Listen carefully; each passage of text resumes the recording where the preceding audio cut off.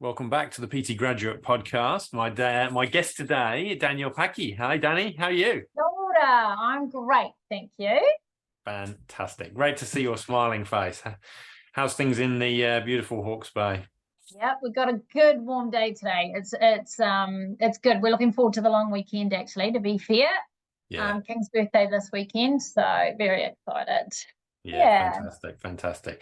And a little bit about your business. Booty Fix is your business, still your business, and just looking through some of your posts, it's very very people focused, very community focused, and looks like there's a hell of a lot of fun that goes on with obviously what you do, but all the clients participating in it looks like a decent focus of yours is the group things, but also that community side of things as well. Yeah, very much. So very whānau focused, and our kind of byline is fitness is playtime. So I did start in the gym scene, then quickly realized I liked to be outdoors. And so yeah, it's probably 11 years ago outdoors. I would take the gear to different parks or different settings. Being in Napier, I'm blessed with the beach. Blessed with a couple of big hills. Realized I could take the gear there, and especially in what's called daylight saving. And I had it started with mums as my focus. I'm a mum of 5 myself, and realized I needed to do 7 o'clock boot camps because mums wouldn't come out till the children were in bed, or dad couldn't do everything. So that's how it kind of started, and then we were out in the community in some really happy places, I guess, but it was only for the mums.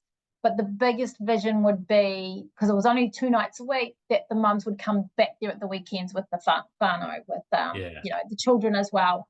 And then it just grew from there. It got bigger, that then we started doing dads only classes, and then we did ones where children were allowed to come, because some of our mums were single mums.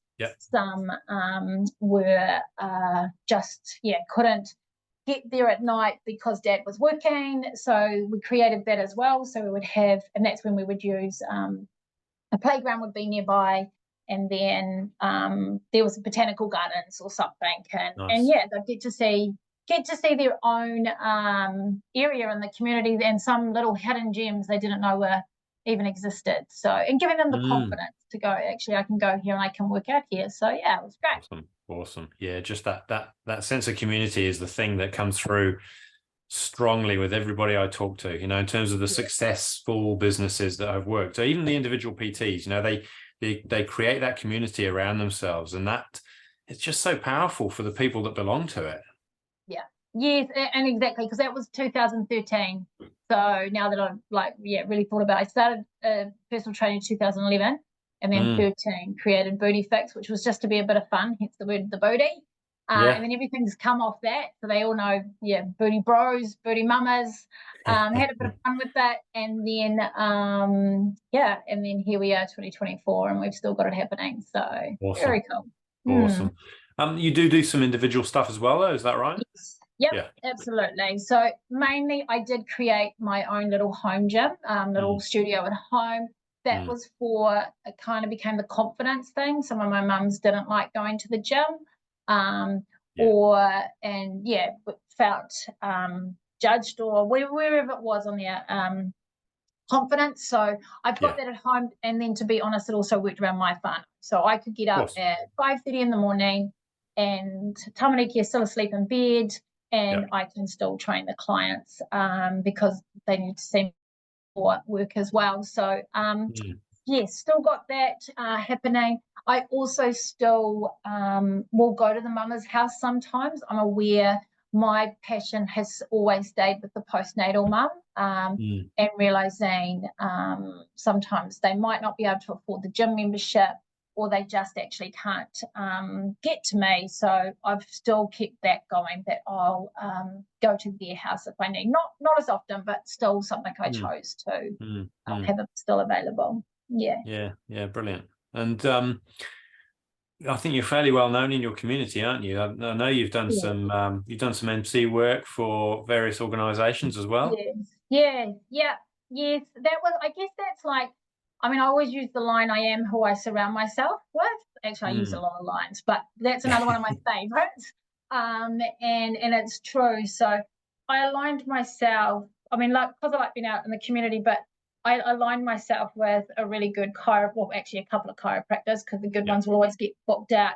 The women's health physios, because I am focused on the pelvic floor and core muscles and that. So it was just building that, a really good massage therapist, like building that around me. So all my mamas had access to everything, because I can't do everything, but if everything else is in alignment, then I can.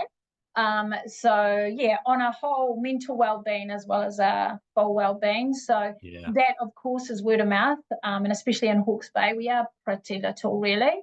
But then I've done other things like ensured I was registered with reps and gone to those.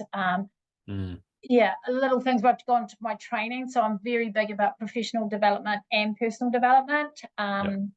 So I've kept learning things like that and kept those good people around me. But being building up in the community, yes. And then with the MC and stuff, I get to come in and talk, because I like to talk as well. Yeah. So you happy to share a little bit more about what that involves? What you've done with the MC? A couple of different things in regards to one of the big wellbeing ones we had was the Hawke's Bay Chambers of Commerce. They got one going. So we had John Kerwin came down, so he was doing like the Hinny Nuddle, the mental well-being. We had Ben Warren come down to do the nutrition side of it, and then one of our ladies had to pull out, so that's when I kind of had to help cover on the physical side of it. And then I get to do the MC. I'm going to be honest, I'm 50 tomorrow, so I'm freaking out about it. Yes, so I know. And I have very much also maximized 4 hours. So the more people I can help educate and make the most of their days, and that is, I grab all those opportunities. So and I have those connections, and then got to have that wellbeing space, and then I get to go and talk probably another big one. Admittedly, it wasn't in New Zealand, but it was Mish Wright. She got me to go over to the Women's Summit, and I got to speak over there in Melbourne. Brilliant. And that was once again about that was actually about loving our bodies. It was very much my woman focus again, but learning that about our men too. But we're very hard on ourselves, and we'll always pick on what we don't like about our body. But when I ask, tell me one thing you love about your body. So that was where that kind of focus is. So I've just recently finished my Māori mental health study. So I've now got a diploma in that, because this here can sometimes, or not sometimes, this is the boss.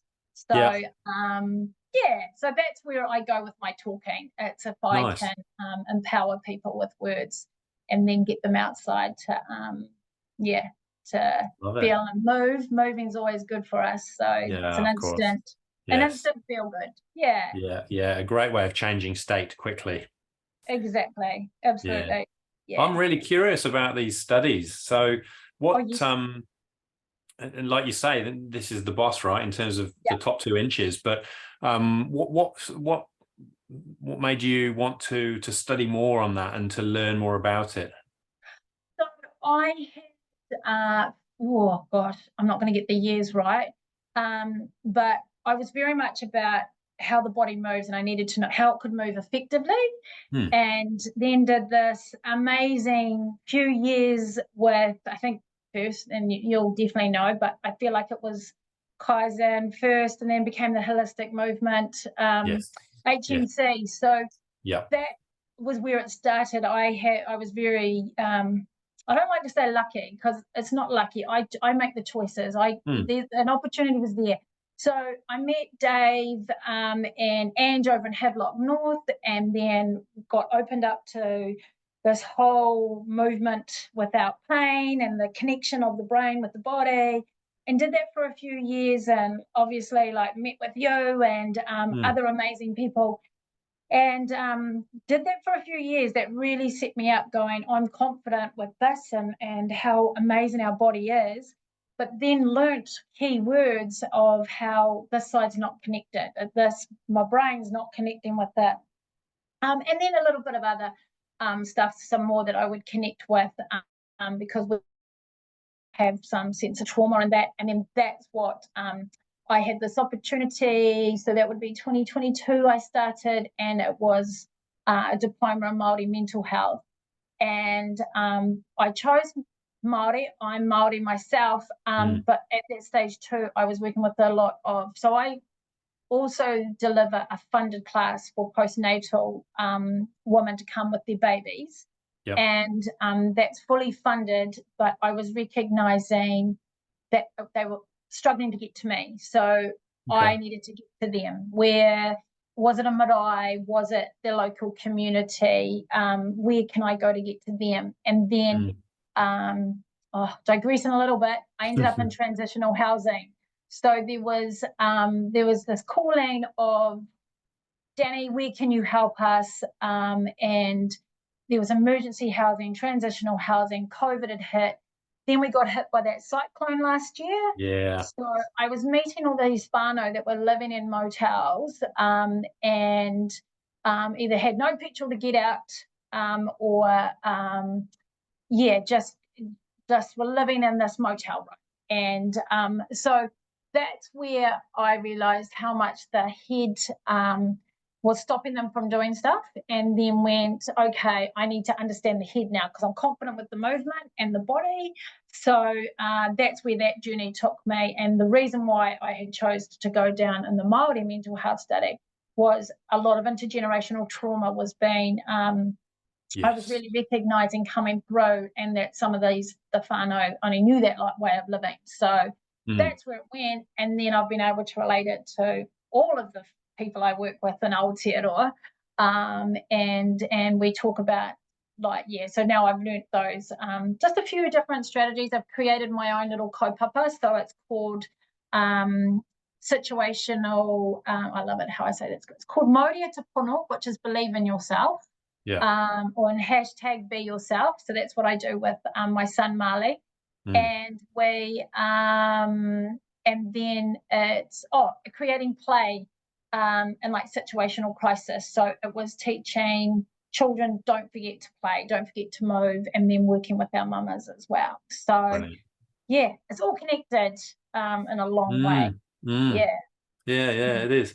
Of course, you can't separate those two things out, and yet it's amazing how particularly sort of the medical world sort of sees it as this or that, but not both, and not how they interplay between each other. And obviously we know that there's a strong connection between that, movement and mental well-being. And there's more information that goes from our gut to our brains than from our brains to our gut, and we don't always look after the right bits in the right way. Yeah, and that's it. And try not to, overthink it. So it's just little things. And so we don't have a to-do list. When I work with my mums, we have a to-be list. So what are we going to be on that day? And are we going to, and then it goes into the tamariki and the whole whānau anyway. But as a be list, it is, I'm going to be present, or I'm going to be happy, I'm going to be playful. It's a to-be list. And so if I can start that up here, I'm going to be physical. So it's not like I've got to tick off, I did 3K run. It's I'm going to be physical, and then we choose what physical. So nice. Brilliant.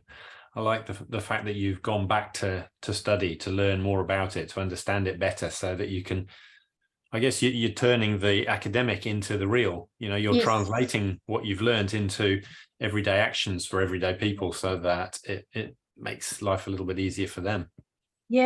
And putting it in their language too, because that's my big thing. Like I would say it, but then that also came from what I was learning. Like I recently went up last year to the that fitness conference, reconnecting to all those little, you get, 45 minutes you know, and here, and I think it was Angela's, I forgot what it was, but it was a break. I remember it was that break one, and it was, yeah, you go to this, just those gyms. So that's not your full-on study, but that's still essential. Like, I know the years I haven't been, because I'm not as creative and I don't have as good ideas.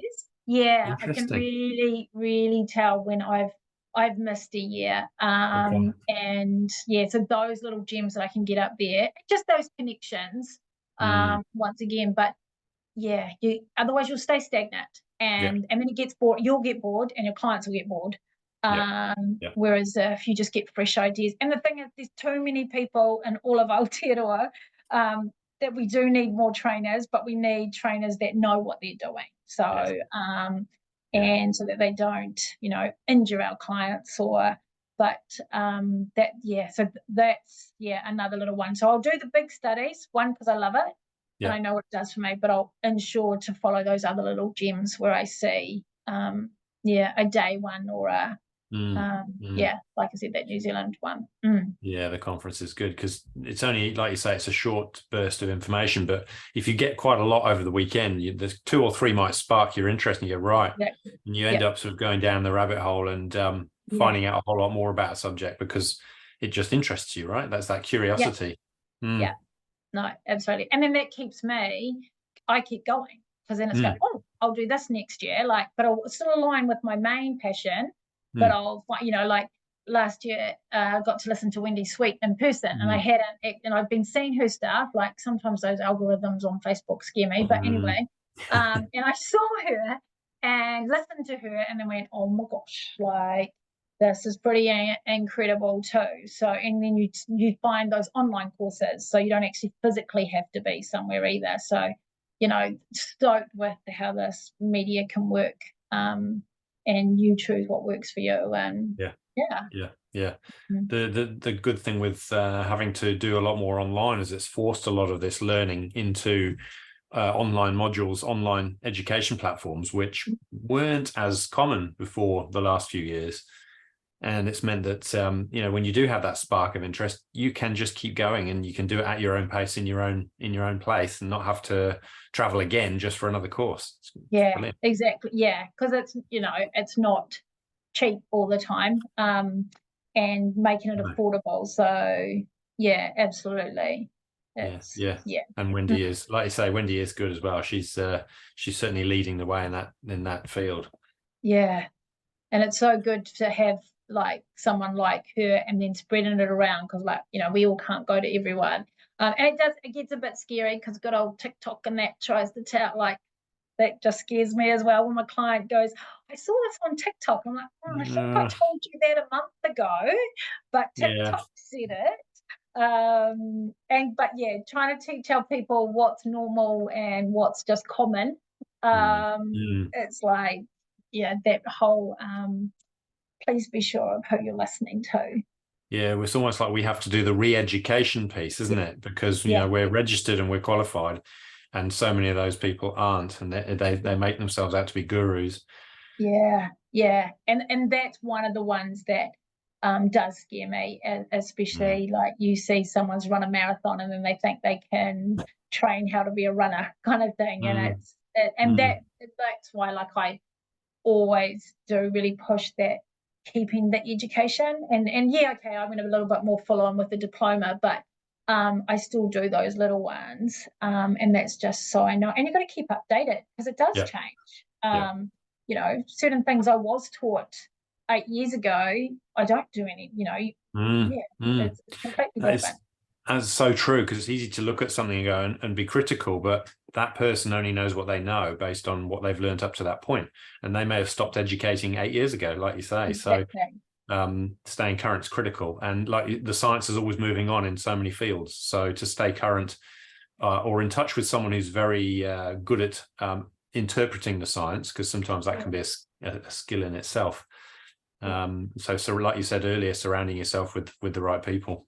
No, critical, and like I said, that's what keeps me alive, and then ensuring that I do what I love. So, like, I love being outside, I love being around people, and I was quick to learn to what I didn't enjoy. Like, I'm not a strength and conditioning, that's not my buzz. But if I can get you connected with the body and get your core strong and get you moving without pain, then I know where to send you. So that's the other thing. And it's like, and then somebody else knows who to send to me. Like, I've got this, so that's that, you know, real pressure. And hence why I'm still here. Like, yeah, it's pretty cool. I was a late bloomer to start. Like, I think I was 30. Well, I don't know. I still lie about my age, even though I just said I'll be tomorrow. But I was mid-30s when I found personal training. And yeah, but yeah, absolutely now, yeah, do love it. And yeah, grateful for who I'm around. So good on you. So you've done those studies, you finished those studies now, did you say? Yep, finished. Yes, graduated. If I was going to do a little big shout out to myself, I got top scholar. Ooh. So but yeah, once again it was studying what I did and applying it. So I got out there fast and applied. I just didn't sit on it. So created a couple of programs to get out there, and so that's been effective. Well done. And then what am I looking at now? Because I am always looking at something. I've probably gone a little bit more down Māori Kimu, because that relates so much to the taiao, so to the outside world, and to like when I'm by the sea and we think about Tangaroa and out in the trees and all the rest of it. So I've gone that way a little bit now. And so Dr. Ahike, he's like the guru in Aotearoa, and he does a lot for Sport New Zealand and their programming. So that's when I'm back on I'll go to a wānanga. And that's like a 2-day one that I get to apply what I can. So I want to I'm back around, after that transitional housing, I'm back around schools now, and I'm very focused on staff wellbeing, teacher wellbeing. So they'll use teacher wellbeing, I'll use staff wellbeing, because it's your caretakers, your teacher aides, your office. It's not just the teachers. So that's where I'm feeling a need that I need to. I touched there a little bit when I said before about that MC world. That's when I was going to businesses. So I created a workplace. I can't remember what that program was called, but that was a workplace one just around COVID, and it was the same thing. I was focusing on self-employed people, and so I have actually got a mobile trailer, so that's got boxing, bags, spin bikes and everything. So that's what I mean about I really am outside, and I take it to where I need to be. So that was going to the workplace to help with the stress and just building up resilience and all that as well, and hit that corporate world.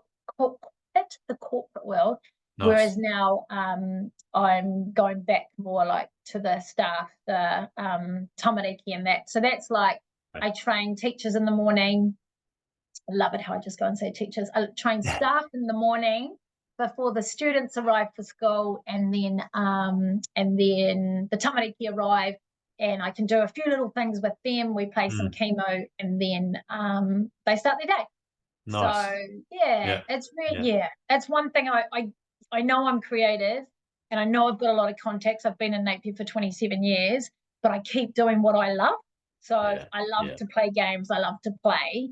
So that's where I've made my work go. So I can see how you can keep loving what you do when you stay, like you say, stay true to the things that you enjoy the most, and not try and deviate too far off them. Do all the other things that people need, but still staying true to that core I guess activity and value that you love. That's exactly it. And if I need to go a little bit that way, I might, but if I find out it's not for me, then that's just about referring to somebody else and say, no, this isn't mine. I know where to get you now. And owning that, because that's good. Like, don't I don't try and pretend I don't. I think that's important, because then if you stay in your lane and they stay in their lane and they stay in their lane, then the clients can go between, right? But if you try and do everything, then it's almost like you're stealing someone's business because they're better at that thing and you're better at the other thing. the pie gets bigger if we look at it like that, rather than trying to beg and borrow from each other, which isn't the way forward, I don't think. I think you know. Exactly. And that's it. And then they may end up injured or something else, and then it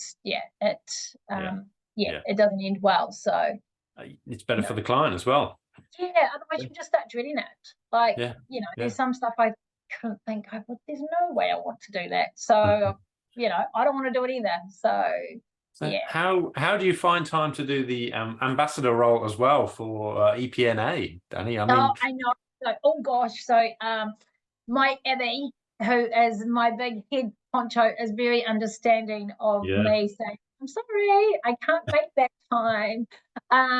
So I took that on last year because Greg, who was our man here, he runs a thriving business as well, and he also became the local councillor.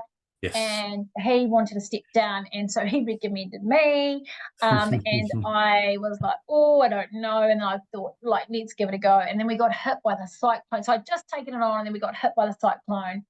And then it was great, like Richard, that was really cool too, but like Richard, he got into town to offer support in that straight away. And just some of us weren't, we weren't, only a few of us met with him because you're still on that kind of, what do I call it? We were reacting. We were on a reactive. You couldn't kind of plan. You just had to act on what was happening. Now I'm about to step up a little bit with the, I can't make it's monthly meetings, but at least now, so with that role, it's to try and connect within our community and meet. So what is it? A couple of weeks? What are we? 30th of May. So June, that little roadshow is on. So we've got Kirsten and Nikki coming through, which is exciting. So some of the ambassadors are trying to meet before it, and then we go to the meeting, whereas I'm trying to do one after it.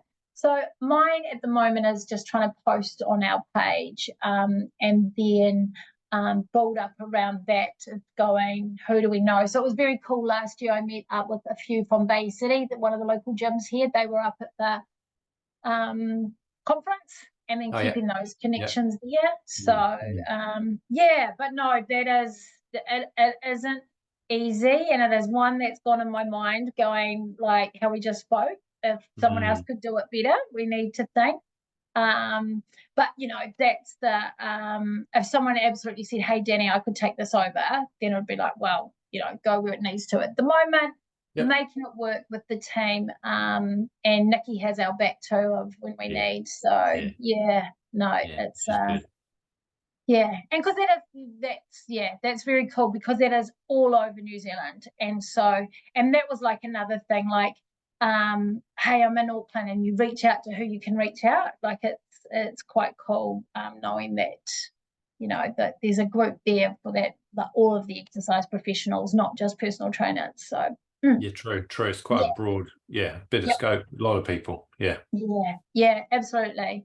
And that's when they that got rebranded to the Exercise Professionals Network Aotearoa. So it had us. It's a smart move. Oh, well, good on you, and thank you from everyone who receives benefit from the role that you do, because I mean it's on top of everything else that you do, to do a volunteer role is pretty generous. So I think I've over the last couple of years spoken to most of those ambassadors, and a couple have changed, so I need to catch up with more. But big kudos to you for putting your hand up and doing it. Namahe. So let's think about tips. I know you've done a nice job of weaving some of the themes and the things that you do in your business into what you've already said already, Dani. I did notice. So that was very, very well done. But thinking about specifically things that have worked in your business or life, but specifically exercise and booty fix and the bits where you're working and making it work, and the hard work that you do, what sort of things have stood the test of time for you? Probably, I feel like when you first start out, you do the times, like someone says, can you train at 5 o'clock? You're like, yep, yep. And then you're like, oh my God, are you serious? And then 7 o'clock at night, you have this big, like, oh my gosh. And that, to be real, is how we start. We are very much yes to the client because you don't want to lose them. No. And so that's, you know, I still remember that. And but whereas as you get more confident and more aware, you realize you're better at training the client when you are at your best, kind of thing, and what works best for you. So it has been that that confidence to say these are my hours of work, and I only see clients in those times. It's very much ensuring, where do I have my time out as well? Is that for my exercise? Is that to read? Is that to connect with someone? What is it? My big one is listening to your client. You have to listen to what they want to do. Don't, just because you think or you like doing boxing, that doesn't mean your client does. So I can proudly say I've got clients that have been with me for 11 years, and I've got clients that return to me. So they have that break. It might be financial. It might be they left town. Keep the connection. Remember their birthdays. No one can forget mine because I have birthday month on Facebook for every 1st of May. And my birthday's the last day of May. But keeping those connections and keeping it real, like be real personable. So like I mean, I do it naturally, and it's not because it's not just for my business, but it helps my business. And I do take note of what are their children's names and what is their birthday. I mean, that pretty much goes in our note anyway. And I've got a client who says, you always text happy birthday before his own nana does, kind of thing. So little things like that keeps that either they return to you, they don't forget you. Like if they think, oh, who's a good personal trainer? Oh my God, I'll see if Dani's still doing it. So those connect. I mean, Facebook does obviously help with that. But then, like I said, really listening to the client, and then really going a little bit deeper. And a lot of us if we've got good programs or trainers that we surround ourselves with, or like, you know, Ange and Dave were always very much about it, and it's like peeling back that onion. They're not just there to lose weight. There's, you know, other stuff going on, and then you get that connection, and then you'll do your best job, or you'll know who can do your best job. So yeah, that would be my big ones. Yeah, I wasn't an email person, but I would quite happily. I was much more active on my Facebook page than what I am now. So I would post real photos. I wouldn't post, not very often. I might find a cool line from something on Facebook, but I would take that cool line and put it under a photo of me, like, or under a photo of somebody else, kind of thing. And that was just to make that connection. So stay connected is one of the biggies. Yeah. I like it. Yeah. It's such an important one. And I like the fact that the sort of the theme of all of those are very much the soft skills, the people skills. Those are the areas that you excel in, but they're the ones that make the biggest difference, I think. Yeah.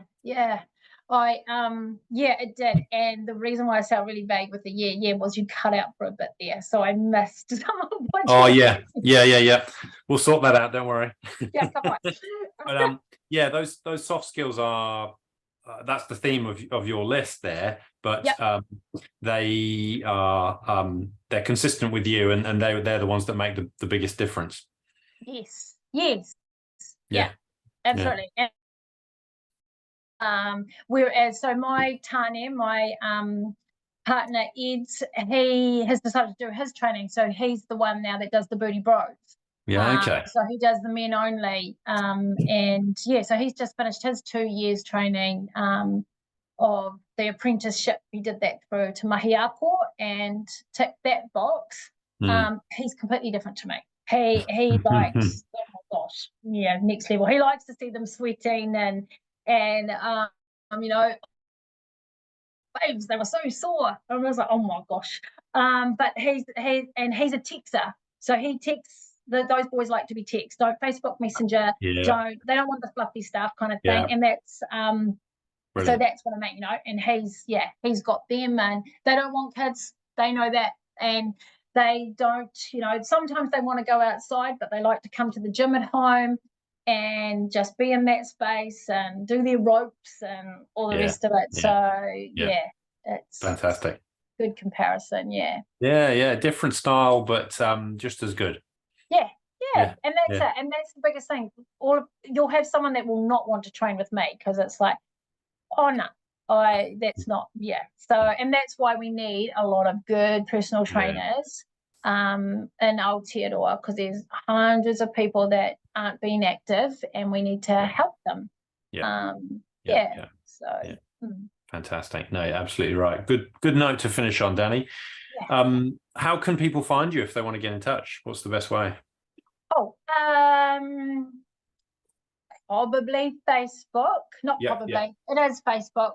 And it is, I mean, the Danielle Paki Booty Fix is the one that we've got up. But like I said, you will see that I haven't posted on that a little bit time.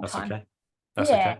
But it would be through Messenger, Yeah, cool. I'll drop that link to that in the show notes so people can just see it straight away and hit it if they want to say hello. Yeah, absolutely. Cool. Or even the EPNA Hawke's Bay Hub, like come through that, and then that way you can even connect with others, like especially if you're new to Hawke's Bay. And that maybe that's what some of us getting out there going, I'm a new personal trainer and I need some support. There are a lot of us here, or a new yoga instructor or whatever. So some of those ways is it's good. Cool, brilliant. All right, thank you, Dani. It's been really great chatting and catching up again. So catch you next time. Yeah, you're so welcome. Good to see you. Cheers. Cheers.